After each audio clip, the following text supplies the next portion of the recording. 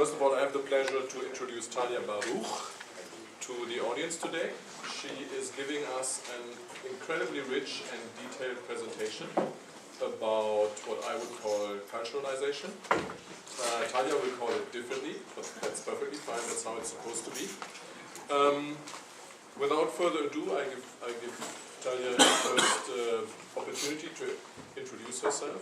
She has a long experience in the industry, and I'm very much looking forward to the presentation. I have seen it, it's fun to watch.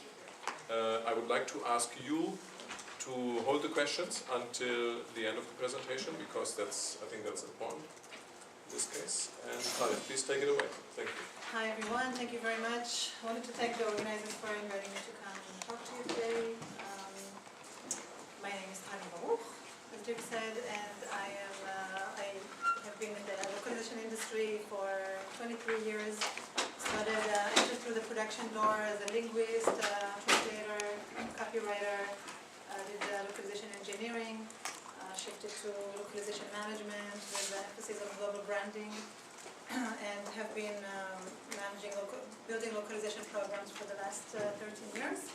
I founded Copyous at the wake of 2010 to provide internationalization, localization, global branding, support. So can you hear me okay? Yep. No, you need to use the mic? Okay, good. So in this presentation, this is essentially going to be a roller coaster ride, literally a roller coaster. We're going to take some sharp turns here and there, glide over system and content, and land zooming right on product internationalization.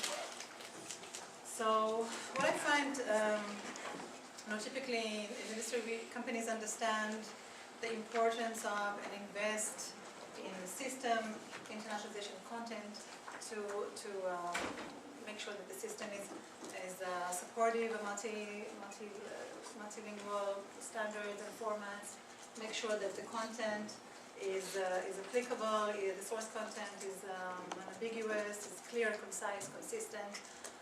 And they do that for one main reason. There is a very high price tag hovering over an uninternationalized system and content. On both sides, I'm sure you know it takes, it's about 30 times more expensive to fix internationalization bugs after release than upfront.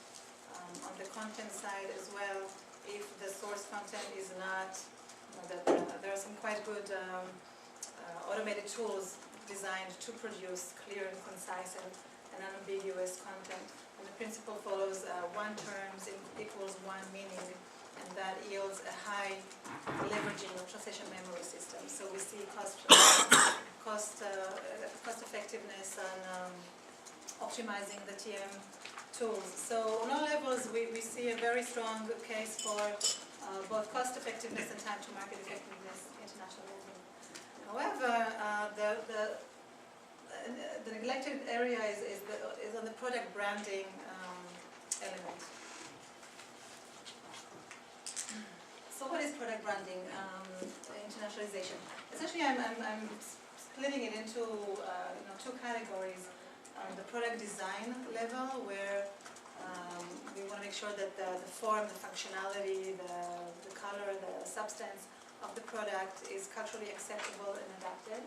And on the marketing level, make sure that the branding, the ad campaign is tailored for the target market.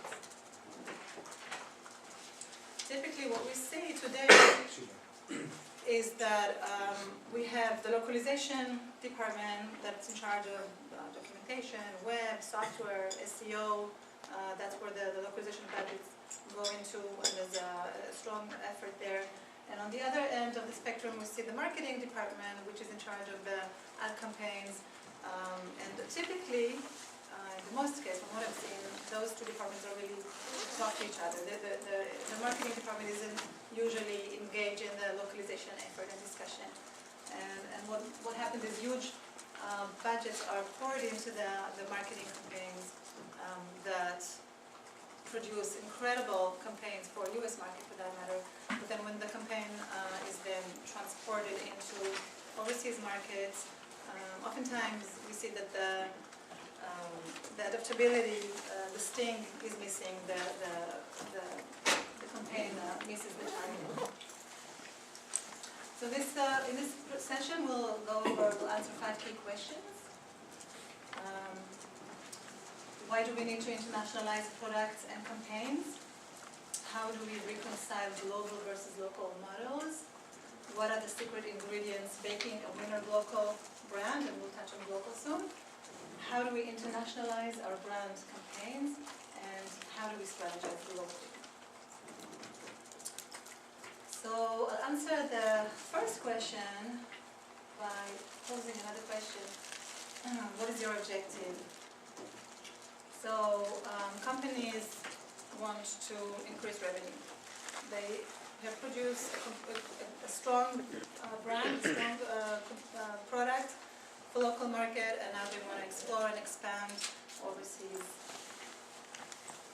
It's, as you know, over 50%, and sometimes way over 50% of annual sales comes from foreign sale, for big player companies such as Johnson & Johnson and Procter & Gamble and Hewlett Packard and Merrick Motorola. In 2010, President Obama announced the U.S. export initiative, whose objective is to double U.S. export to double it within the next 5 years. And we're seeing billions of dollars were pumped into those initiatives. And we're seeing that in the localization projects coming in for a single source into multiple languages. Western companies are now paying a great deal of attention to the growing critical mass with expendable incomes in China, in India, other development countries where the cultures are very different from those of us. So we all know that we are, just on a personal level, we're all wired very differently. Even here in this room, we have people, most of us are from the Bay Area, most of us are from the localization industry. We speak the same language, but we are wired in very different ways. We're triggered by very different association paths, cultures, memories. More so people who come from different countries and share different collective memories. Our brand needs to make sense. Our brand campaign. It's, of course, the level, the quality of our product is very important, it's critical, but just as important is how well we tell our story. How do we tap it into the original culture and make it click. So here are a couple of gestures that commonly in the West have positive connotations. Right? We have the thumbs up for approval and the OK sign. However, in some cultures, these are quite offensive. The thumbs up in Asian and Islamic cultures, it's a very pejorative, offensive gesture. The OK sign has multiple, in continental Europe, over the nose, it's a sign of drunk. In Japan, it signals zero money. In Germany and in Spain, it's sort of the driver's salutation, a little offensive. So it can be very sensitive. How do we reconcile global versus local models? So just first to simplify that. So we have, with the global, we have the central, it's basically a decision between the central or a decentral on the business level strategy, whether we want to have everything processed from headquarters, or whether we give equal weight to regional sites as far as budgets and production, marketing. On the product side, is it going to be a one-size-fits-all versus what I call a Cinderella-fitted it's a sleeper-fitted model where it's really tailored to the market. So it would have to do with our corporate identity, our corporate messaging. The one-size-fits-all, it's a messaging that speaks to the common denominator, right? So it's really tied into it's applying a universally applicable, sending a universal applicable message that draws on emotional similarities beyond the surface of personal memories and stimulates. The Worldware, again, is ties that bind and bridge cultural differences. As far as the centralized from headquarters, this is a very cost and time to market effective model, which where all the regionals are centralized, even though there will be some differences between each region, but they're all centralized for, the entire company overhead is centralized from headquarters, including the content authoring, the marketing campaigns, and so on. Starbucks is a company that applies the global model. The experience you would have going into a Starbucks store in San Francisco would be the same as in Beijing, or as in Timbuktu for that matter. In 2001, I managed the localization of Starbucks's training material into 7 Arabic markets, and we had to deal with a lot of, for example, it was into 7 markets, but different Arabic. The dialects are very different from Jordan to Saudi Arabia to Lebanon to Egypt and so on. The corporate decision was to apply standardized Arabic, and the linguists who were based in Cairo at the time gave a very strong, very adamant argument to omit all the references of the siren from the content and not to have those translated. The siren being the seductive mermaid luring sailors to shipwreck was considered blasphemous and inappropriate. And you can see here in the logo, this is the logo in Saudi Arabia, the siren is not there. So, but at the time, during that project, headquarters did not agree to change or to adapt the content to these markets. And the idea was, this is our brand, this is our messaging, this is our identity, and it's going to be the same everywhere. In a country like China, especially, where it's traditionally not a coffee drinking nation, the older generation hardly touches the stuff. But ever since coffee was introduced in 1999 through Starbucks, it has been a very popular pastime amongst the businessmen and the younger generation who buy a slice of the West along with their coffee order.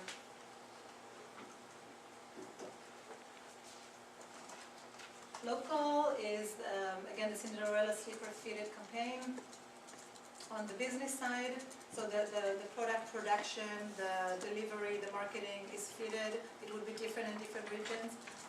On the business side, it's a decentralized process, which is it's not cost or time to market effective. So it will accrue more cost to the company. So what do? We have advantages, disadvantages for each. What we do is we take the best of each and apply a hybrid solution, which is local. So manage company overhead, the business, the authoring from headquarters, produce, deliver, and market locally, and strategize locally. Procter & Gamble is a company that applies just that, with close to $80 billion in sales, annual sales in 2010. It has operations sites spread all over the world, and And this strategy, the global strategy, works very well. So what are the secret ingredients baking a winner global brand? On the form follows function, on the functionality of the gadget, so of the product. In Japan is a country that is very fond of gadgets. A simple thing like adding a little hook to your handheld would improve sales in this region. Product shape-shift sale. This is a global flagship product, innocent and quite refreshing. However, for some markets, for some communities, this is considered that they would refrain from using this format of the glass bottle amongst the Orthodox, ultra-Orthodox, I should say, community in Israel. So this is not an appropriate product to use. They would use the cans. Barbie Shut Shop in Shanghai. So this is an example of when entering a product to a market, you want to make sure that it is culturally accepted. 2 years ago, during Barbie's 50th anniversary, Mattel opened the Barbie Palace in Shanghai. Barbie lived there, large for the last 2 years until exactly 10 days ago, when it closed the stores. And the Mattel's official spokesperson's announcement was that this is due to strategy changes within China. Some people believe that, I mean, the product didn't sell very well in China, and it looks like the Hello Kitty cube is kind of tailors a little bit better to that market particularly. Adapt product portfolio to please local palate. So Kola is a company that actually invests quite a bit in cultural adaptation, also of its product offerings. So it was, today we have over 500 different beverages offered, sold in over 200 countries. The company was founded in Atlanta in 1886, and it took it 170 years, only 1955, to start introducing to the market different flavors. We had the Diet Coke and the lime and the cherry. If you go to the Atlanta World of Cola, there's a beverage lounge and you can taste different flavors. Today, the company has done quite a lot of one-on-one market research and tapped onto local taste. So in Japan, soup in a can, the quash in Brazil with the popular granada fruit from the Amazon. In China, Sprite is a #1 soft drink combined with the green tea to make it appealing. In fact, by the way, KFC and McDonald's also tailor the offerings, the product offerings to the tastes. We have the congee, the rice pudding in China, sold in China. There's the youtiao, the dough fillers. Adapt product to locale wants and needs. So in 2010, China overtook or bypassed Japan as the world's second largest economy, and due to the exchange, the boosting economy and exchange rates made it possible for more Chinese to afford goods sold by multinationals. And multinationals' traditional markets have gone through tightened credit bunches. And so many companies are now tailoring a whole line of products specifically adapted to China. And here are a couple of examples. Levi's launched in August 2010 the Denizen, which is geared more to the young teens. Again, a play on denim and zen. General Motors and other automakers have producing later this year, coming out with the Baojan, to Chinese characters Bao, meaning precious, and Zhan, fine source. Again, affordable cars for China. Logos. Logos are pretty critical. We are bombarded daily by 6,000 logos, whether it be, they pop out at us from screens, from the sky advertising, under the subways, the posters, road maps, and so on, all trying to capture and capture attention and communicate their enticing story. So creative now needs to come up with better logos that will really draw our attention and stand out. So the number one element of that is no name, the textless, and we're seeing many more companies now applying that. Basically, when we have in the industry our golden trio, right, of the quality, cost, and time, this model really very well captures that. On the quality side, we get a look that is not foreign looking. Typically, names would either stay in English or be transliterated. In either case, they would look very foreign in another market. Also, we don't have to go through. We can avoid easily mistranslation or mistransliteration of names. On the cost side, we now don't have to relocalize graphics. We're reducing DTP costs, and on the time, it's just more instantly absorbed and captures our attention.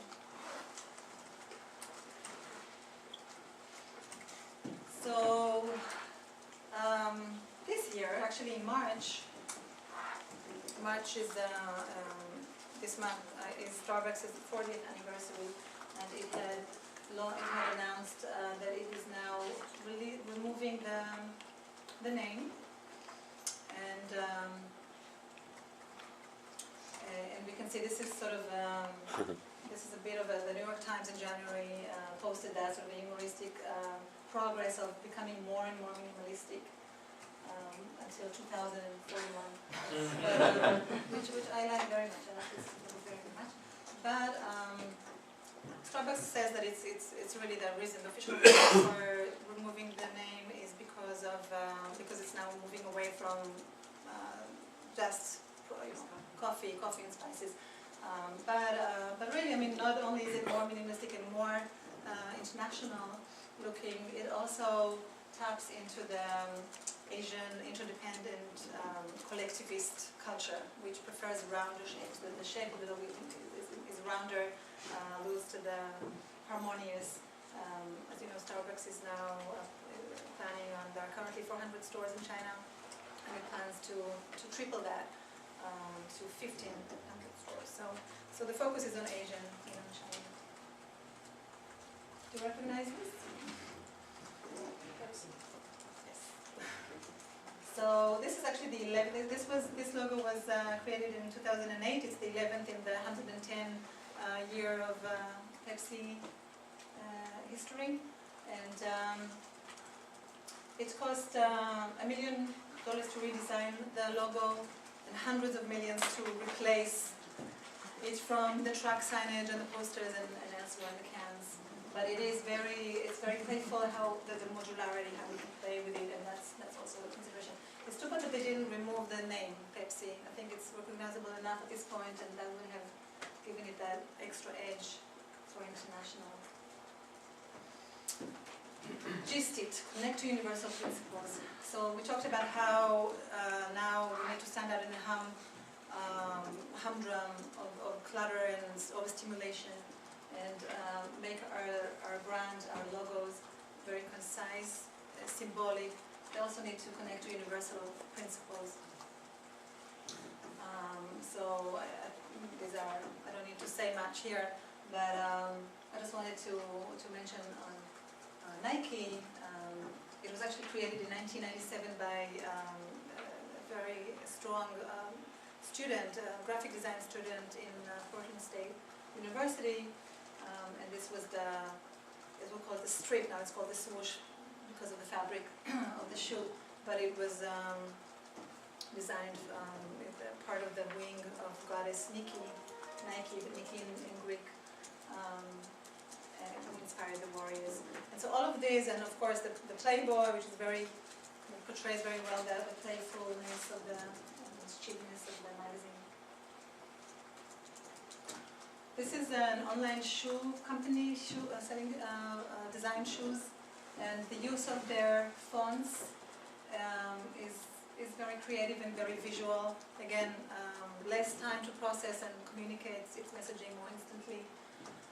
It reminds me a lot of Apollinaire, the poetry typography, Apollinaire, the French poet who, where the content is not only transmitted through the words, but also through the layout of the words. So there's a famous poem, Parapluie, where the words carry the meaning of the literary piece, but also form the shape of an umbrella. Colors, how am I doing the time? Fine. Good job. Color choice. Color is very prominent, and it's sort of really makes the first impression. And there are certain safe colors like blue. It also looks very well on screen. Many brands have blue in it, but most of the other colors have controversial. They can have very positive connotation in one culture and quite a negative connotation in another. So one has to be very sensitive on the color choice. So I'm giving here 3 examples of 3 very dominant colors with very different emphases. So red, overall, the countdown of things. It's overall, it's more positive than negative. But you can see the differences. There are also, in Polynesia, for example, it's also red symbolizes the red feathers of a very rare bird that the chief wears, and it has a very sacred association. In Korea, you don't write a name of a person in a red pen unless the person is dead. Green overall, at the bottom line is a sensitive color for packaging. Better to avoid in general, although it does have very strong positive connotations in the West, in China, and it's China, Taiwan. You should avoid it. A woman gives a green hat to her husband if she finds that he cheated on her. There are other negative associations with other cultures. The world is split on its white color connotation, so literally half and half. So we have, generally speaking, in the Western culture, a symbol of purity and gracefulness and marriage and rebirth, and in another part, death. To put it bluntly, marriage in the West, funerals in the East. This is an example for a company who's not only applying orange as its logo, but also as its name. In the 90s, the French telecom company and subsidiaries launched a very successful campaign, "The future's bright, the future's orange." However, during the time in Northern Ireland, the orange was associated with the Orange Order of the Protestant, and the company actually, when the inter-religious conflicts and violence grew stronger, the company even made a decision, or was considering, to change its name in that region. Likewise, in Israel in 2005, during the evacuation of the settlers from the West Bank, orange was the color associated with the settlers. They would wear orange ribbons around their arms, and so the company operates in Israel. It's a very popular mobile company there, and so it's lowered profile during that year. Colors have, we have high intensity colors bright colors that pop out of the screen or that move in space, and then we have the low intensity cool colors that recede, and the combination of the two creates good balance in the dimension. Radial Commerce is a company that applies that very, very well. We're using the bright red and then the very nice green, very nice gray, sort of softer gray. And in the office design, you don't see that in the logo, but in the office design, it's a very nice impact of the balance between the two. So how do we internationalize brand campaign? I'm sure everyone's familiar with this campaign, right? Yes, so I traveled quite a bit in airports recently, and this has entertained me much and soothed my airport experience. I think it's a brilliant campaign, and again, it's just the interplay here between very simple one single word oppositions and the image, the poster size, tap very well on different points of views and different cultural understandings of things. So now, next, I'm going to give two examples of campaigns that were created for US market, and then when tried to transport, to carry on to a different market, didn't do very well and had to be adapted. So in the mid-60s, Procter & Gamble introduces the first enzyme-based detergent. The idea was that this is the campaign, the TV campaign, and the packaging was all to do about the immaculate effectiveness of the enzyme-based detergent. And it did very well in Europe as well. But when they tried to launch that in Mexico, it just did not resonate at all and had to be torn down.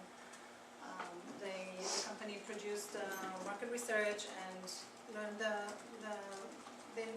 local acceptance a little bit better, and came up with 3 findings. First of all,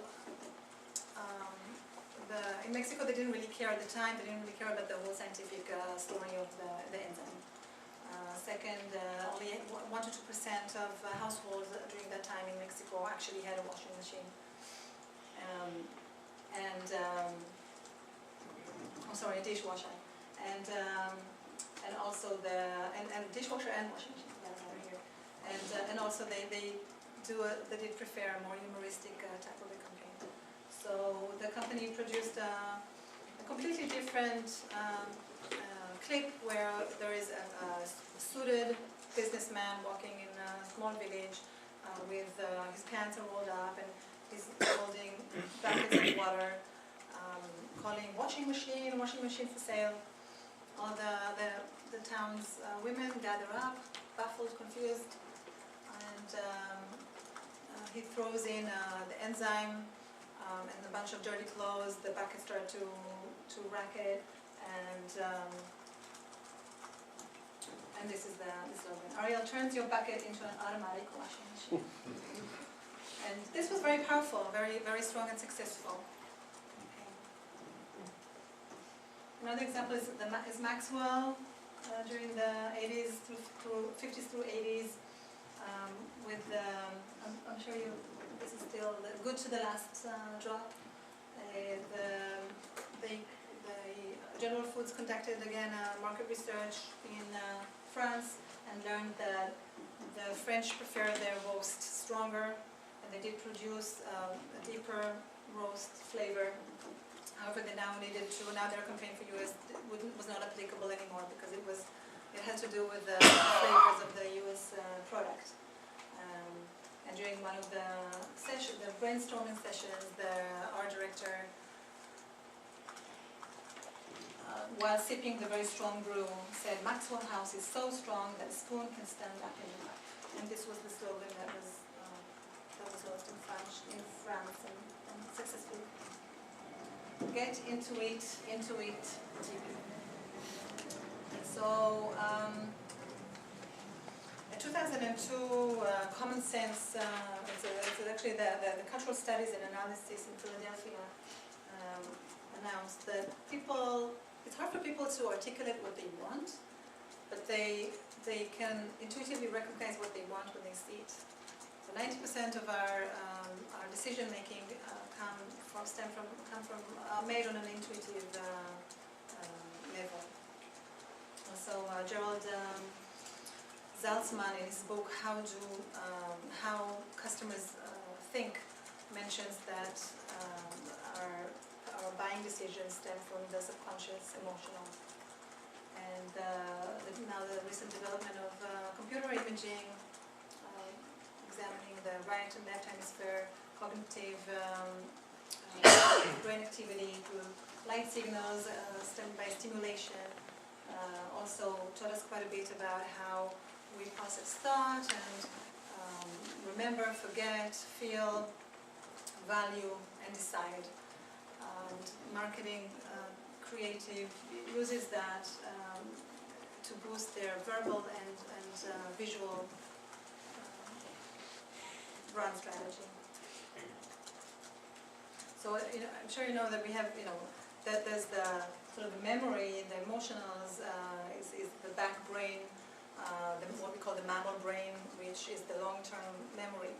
I'm sure from this presentation in a couple of days you will probably forget all the dry details that I'm presenting here, but I'm pretty sure some of the anecdotes and the stories and maybe the visuals will stay with you longer.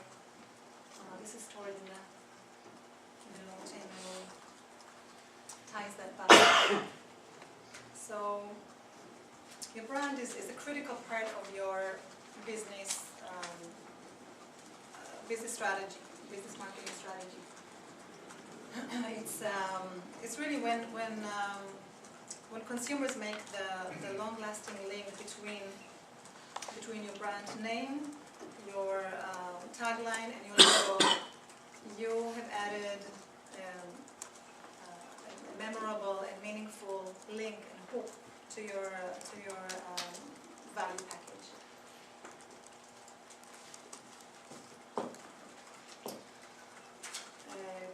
Starbucks, other global companies are very good at wall trotting with their campaigns. So they make sure that they want to project the essence that of global commonality, friendship, sharing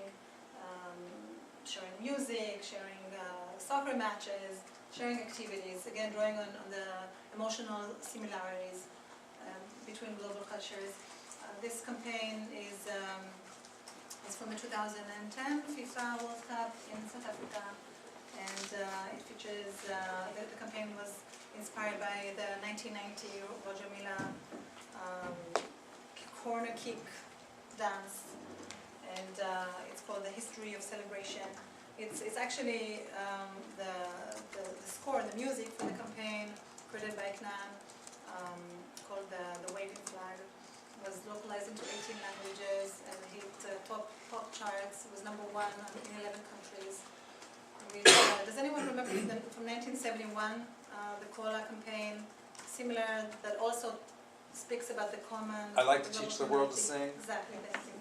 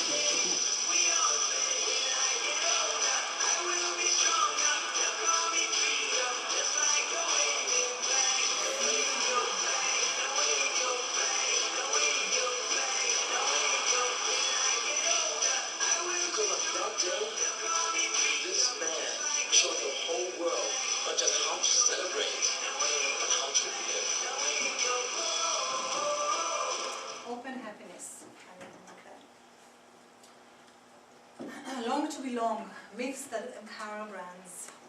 So this is another element of trying to connect with our emotional part of the brain. 20 years ago, Philip Morris sought to explore the brand equity beyond, Marlboro's brand equity beyond tobacco. We wanted to know what other product offerings can prosper under the Marlboro brand. Creative built a historic mosaic of the real and mythical history of the American West, and they checked, they watched a bunch of Robert Redford and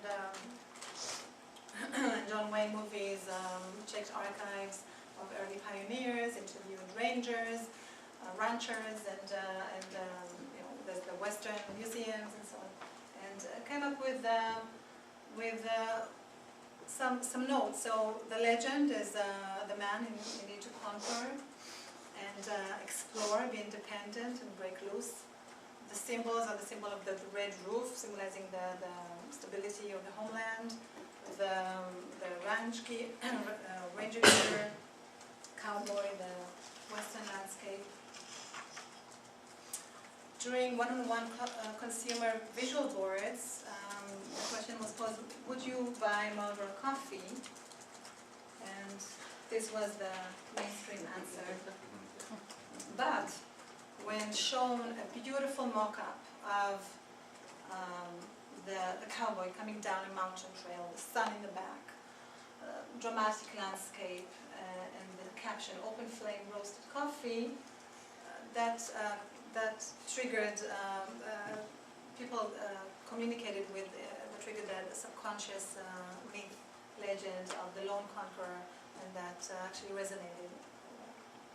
Actually, the brand Marlboro was, the idea was to create Marlboro Trading, which would be a complex of an apparel store, a bar and grill, the coffee brew.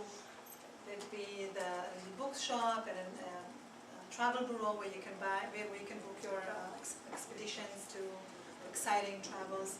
But and it went very well because the consumer research was very positive. But at the end of the day, it all went under because of some upper management change and reconsidering. Today we have in Barcelona the Marlboro Classic, which is an apparel chain of clothes. Reclaiming cultural heritage. So in 2000, L'Oreal makes a corporate decision to adapt its line of hair and skin products to its ethnic clientele. And in 2003, they launched the L'Oreal ethnic hair and skin research.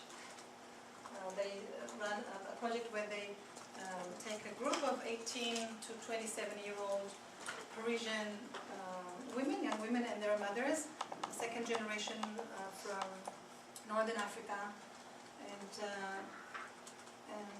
learned that the women are sort of torn culturally, because they're conflicted between the hair, what they call the hair brands, the hair products, which are the functional, the modern products, and the ethnic, authentic, like the henna and the kohl.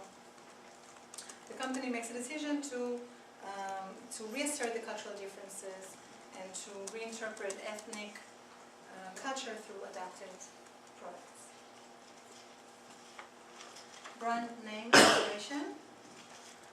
So this is something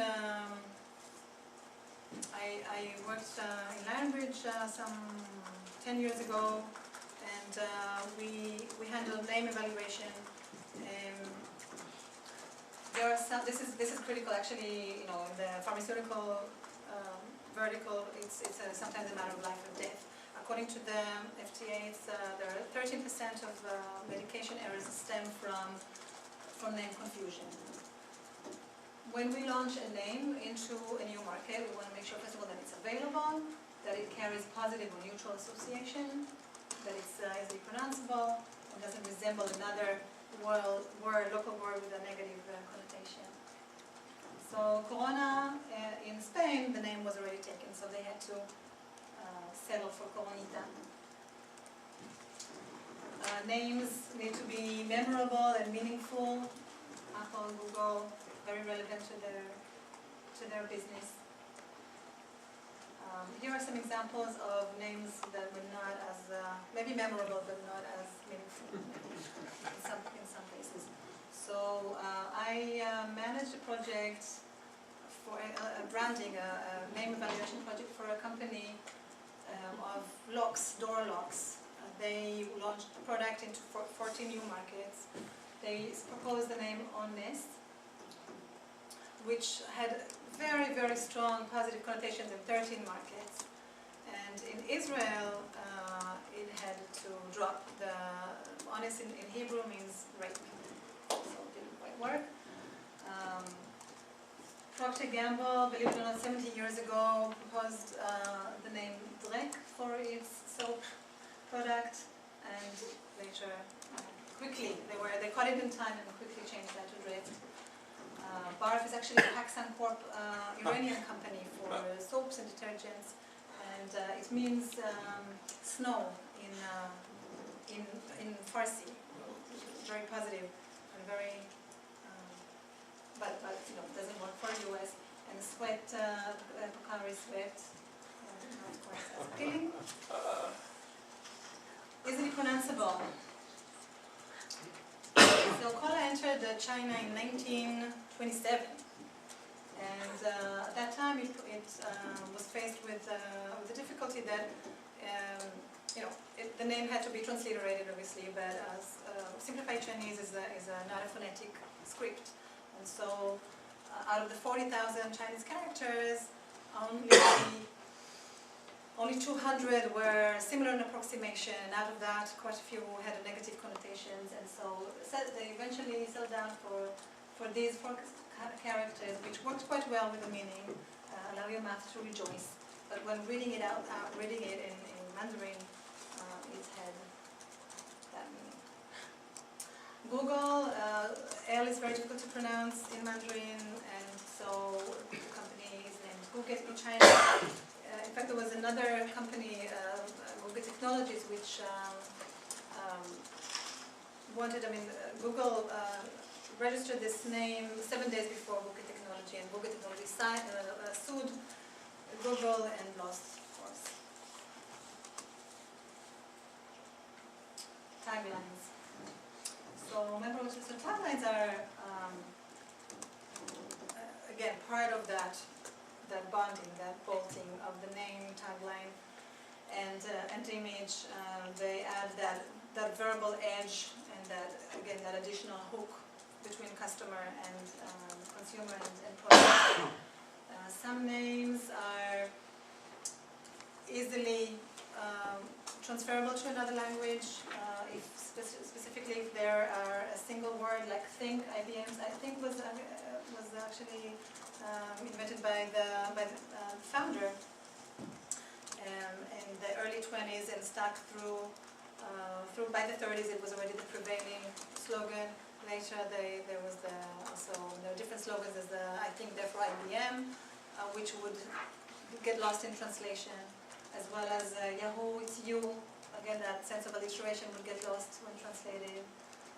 Sony's make believe, which is brilliant here, but again it's hard to transfer. So really, when you want to adapt to another culture, another language, you either go with a slogan that is, I guess, a mono word, a single word slogan that is easily translatable, or you just you go locally and you produce adapted slogans for the market that will tap on very different association patterns.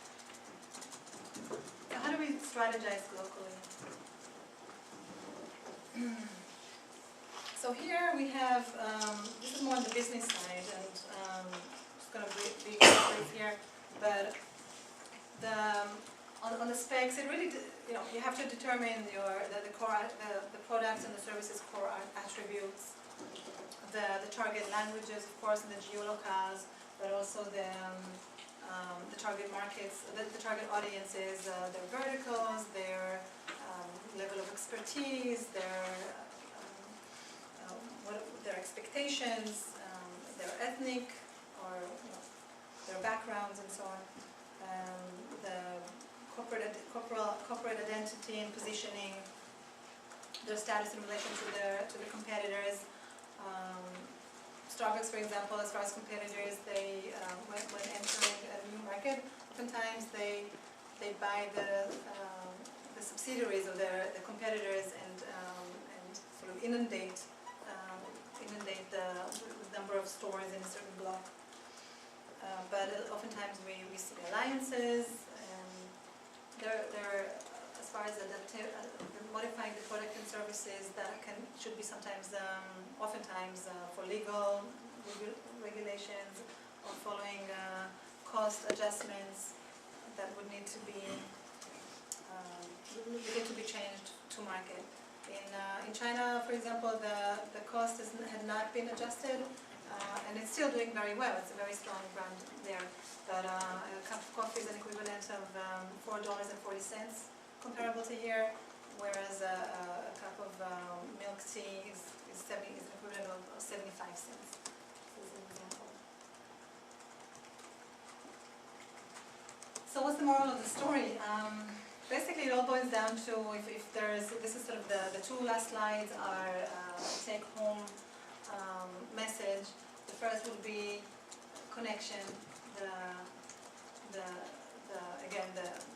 hookup, the connection needs to be relevant, needs to be on an emotional side. It's oftentimes the emotional connection between the consumer and the brand that can propel a small business over a large corporation.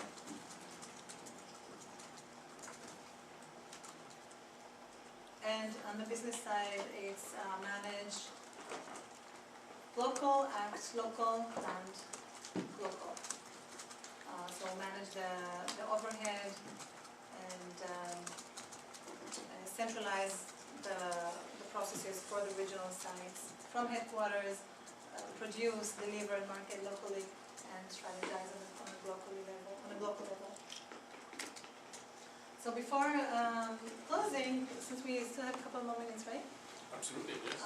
This is just for the last slide about the imminent future that is already affecting our industry and changing the face of our industry. So the model of English source into multiple languages is going to quickly shift as we see more and more, like 35% of internet users are English speakers. So if your website is in English only, you're potentially eliminating 65% of visitors. Over 50% of search queries are entered in languages other than English. So we are going, and of course with the user-generated content, which is inundating all our verticals, we're going to see much more cross-lingual back translation into English and then cross-lingual translations, which require a different training because the industry right now really is focusing on the unilateral. As far as the user-generated content, we're seeing that in 2012 there'll be 15 times more content creation than in 2007, for example. And in 2013, we'll have it's expected to have 115 million content authors in the US alone. So while we have more and more content creation, and also 30% of product queries are answered by community online feedback and rating sites. So we're going to see much more higher volume, cross-lingual, the introduction of machine translation, which is becoming stronger and stronger as the database are expanding. Will also require, when we need to connect post-human editing, will require a different kind of training of editing. It is quite different to edit a human translator than a machine, and that expertise will need to be introduced to the industry. Plug-and-play, modular, agnostic globalization management tool, translation management tools. Today I'm sad to say that I'm not seeing enough agnostic tools. There are quite a lot, I mean not a lot, but there are very strong proprietary tools, but I think we'll need in the industry to shift more to more modular,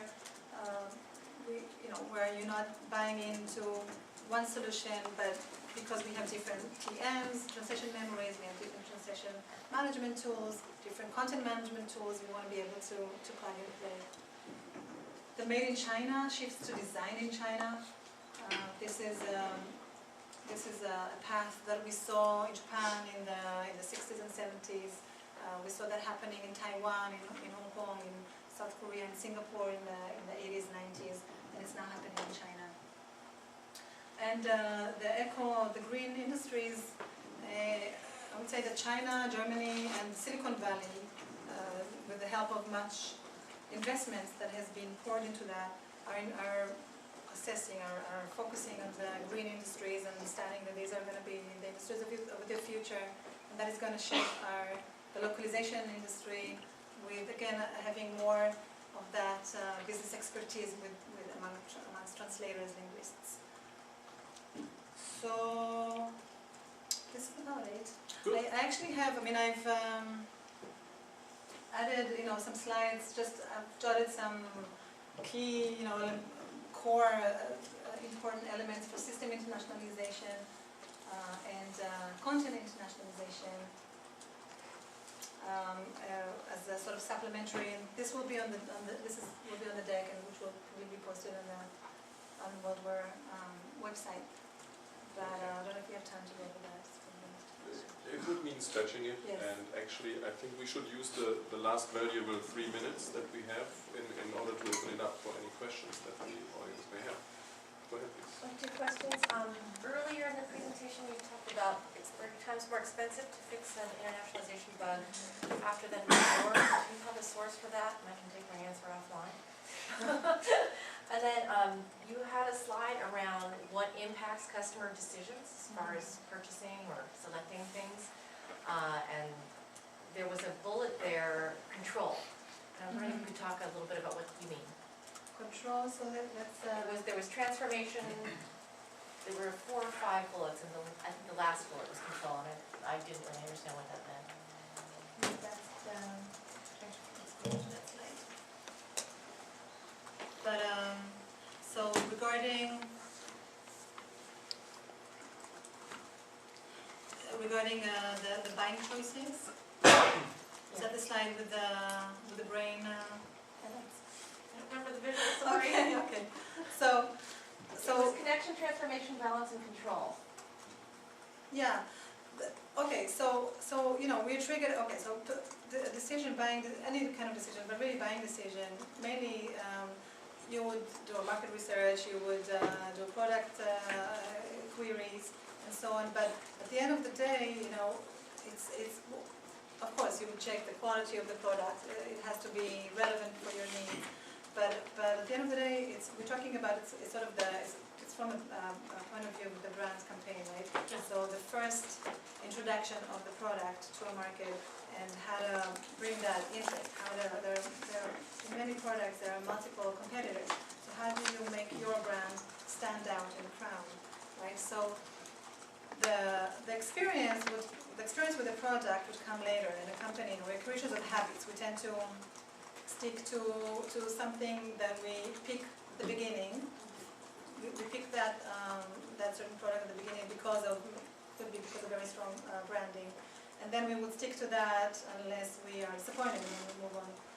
For quality, we'll move on to a different product. So when I said control, it's not in the sense that we are, this big brother that controls people's thoughts and decision making, but it's the understanding that on a human level, our long-term memory, the memory that taps into our histories and stories, our ethnicity. What triggers, a certain, it can be a color, a smell, an association path. We would emotionally tend to go with that. We would feel comfortable with that. So in that sense. And I'll answer your internationalization question, but it's not a yes/no question. It's quite detailed. So I'm happy to go into it now, but it's not an easy. It's not a quick reply. I just have a lot of people asking me, do I really need to clean up my code and make it ready for internationalization or not, or can I just wait and ship a few times, and when it's a mess, I'll clean it up later. And when I say, no, you want to clean it up now, they say, give me the statistics, give me market studies that show me how much. And I do have the metrics, and I do have the statistics. Perfect, thank you. Okay, there was another question in the back. Thank you. Talia, thank you for your presentation. It was very well researched. My question is from the position of a globalizer. I think the idea of managing globally, planning locally, and acting locally is the right idea, but do you have any tips on how to resolve the tension between the corporate and the local? And in our case, it's even compounded because we have a triangle. We have the local offices and the regional offices. So let's say the US wants to run a global campaign. They want everyone to have the same message, the same wording, just translated, transcreated into another culture. Then someone on, let's say, the APEC level in Singapore decides to adapt it, and they drive the decisions, and China and Japan, of course, are not happy. So we have this triangle of tensions. Do you have any tips from your past experience on how to help get these people talk and act locally? Not just call themselves global, but actually act global and work together? So what you're voicing is, I think, shared by everyone, that this is the common issue, right? And it depends on on the company culture, on its setup, on the rate. So usually, company will start out of headquarters. Then as it grows and grows, it would give, maybe not equal weight, but in some cases there is actually equal weight. But most cases, it will give some weight to markets that yield the most revenue. So if in Japan you have a large income coming from the users there, it makes sense to manage the budget, have the Japan regional office manage the budget, also handle the content authoring. A lot of times we see, especially in marketing material, where we have, let's say, the software and the web content will be authored and controlled from headquarters and localized everywhere, but certain types of content need to be authored on the source level from the regional markets because they feature into services that are only applicable to that market, right? So it really depends on so many elements. How do you get people to collaborate and understand each other? Really, it's not by enforcing. Again, it depends on the relationships and how the setup is. But ideally, if a company like VMware, which I know that you guys have meetings, in different locations where all the original sites team up and do sort of like a summit. And when people actually see each other face to face and have sessions like Worldware, have sessions of information and statistics and bring strong arguments of cost saving, why is it not just on an emotional level, but why on a business level it makes sense to apply in a certain method, then that resonates and makes sense. Have I answered your question? Okay, there was another question in that area. I'm afraid that's going to be the last one. So, in part of your presentation, you mentioned that you had experience translating and localizing training materials, right? So I imagine that that's for employees in other parts of the world. Right, that was for Starbucks specifically. So Starbucks training material, yes, for internal. Yeah. So my question is, how much culturalization and making the training more adaptable for employees to internalize and digest, I guess. What part of that job did you do, or did you recommend other companies to do for training their employees in other cultures? So specifically with Starbucks, this was not, there wasn't that flexibility to really adapt the content. The content was created in Seattle, and it's going to be the same. The Starbucks, even to the level of the cup sizes and the products, everything is exactly the same everywhere. Sure. And so the training material as well. The idea is that you are at that time, at least in 2001, that was the approach. That this is the brand messaging and the corporate identity, and this is the type of service we want to provide. This is what you need to project in the stores. This is how you handle customers and so on. Everything is exactly the same in all markets in order to maintain the consistency. But in other companies, I know that it is quite different. So they do the content authoring would be created in headquarters, but before it would be translated, it would be edited in market. So Nordic countries, they would have different ways of doing things. The relationship would be different, even on the level of staffing. The store, for example, set up in a certain office would be different in Norway than in the US. So the ownership and the functions would be different. So that would need to the content would need to reflect that change. So again, it's a company decision whether you want to really make it fitted for each, even for internal material, make it fitted for each regional site, and at that point you'd have to make the change, implement the change in the source content before it's even translated. Okay, we have run 5 minutes over or so, but I think you all would agree with me that this was time worth spending with Talia.